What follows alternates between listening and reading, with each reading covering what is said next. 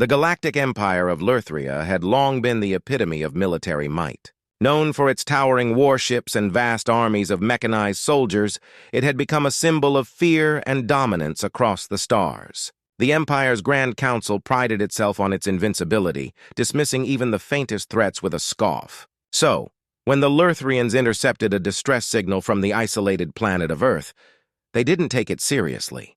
The signal spoke of a tiny army rallying for defense, and the Council's laughter echoed through their grand halls. It was not just any army, the Council mused. It was an army of such insignificance that it barely warranted a glance. Earth was a backwater world, its technology primitive and its military strength laughable.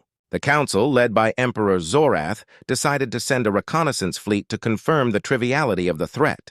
They expected nothing more than a brief diversion, an opportunity to showcase their might.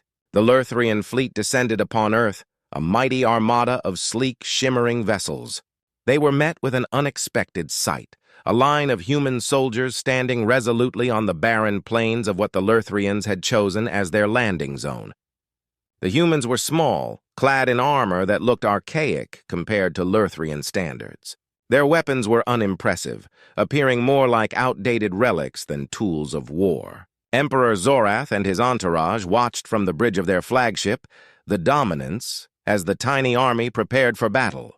The Council's laughter was almost audible through the transmission. "Look at them," Zorath sneered. "A mere handful of pitiful creatures. How quaint."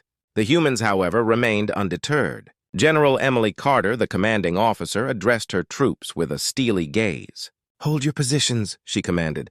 "These invaders don't yet understand who they're dealing with." The Lurthrians, confident in their superiority, launched a barrage of energy weapons, lasers streaking across the sky and crashing down upon the humans' defensive lines. The human soldiers braced themselves. The armor and weapons that seemed so outdated actually housed advanced shielding and defensive tech. The energy beams dissipated harmlessly against their barriers. At first, the Lurthrians were baffled. They ramped up their attacks, unleashing more powerful weapons and advanced strategies. Yet, every assault was met with the same unyielding resistance. The humans' tactics, while seemingly primitive, were underpinned by centuries of meticulous strategy and innovation that the Lurthrians had underestimated. The turning point came when General Carter gave the order to launch their counterattack.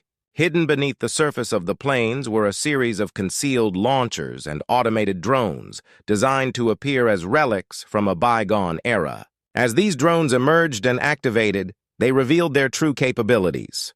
The once tiny army began to deploy weaponry that the Lurthrians had never seen before: highly advanced, precision-guided missiles and electromagnetic pulse generators. The Lurthrians' disbelief quickly turned to panic as their ships and weapon systems were systematically disabled by the EMP pulses. The precision missiles struck with unerring accuracy, causing damage to the massive Lurthrian fleet.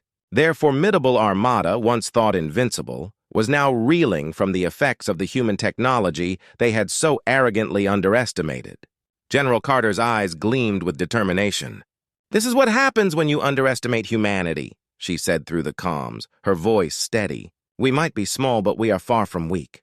The Lurthrian Council, watching in horror as their once proud fleet was dismantled, finally grasped the gravity of their miscalculation. The Council's laughter had turned into frantic discussions and urgent orders. But it was too late.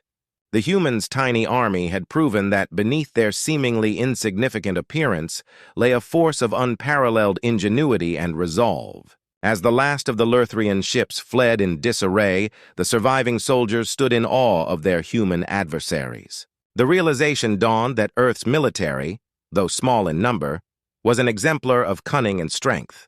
The once mocked tiny army had not only defended their planet, but had done so with a sophistication that left the mighty Lurthrians humbled and shaken. Back on Earth, General Carter and her soldiers celebrated their hard-won victory. The laughter of the Lurthrian Empire had turned into a harsh lesson in respect. Humanity had faced the ultimate test and emerged victorious, showing the galaxy that size and appearance were no indicators of true power. The Galactic Empire would never again underestimate the resolve of a tiny army, especially when it came to the indomitable spirit of human soldiers.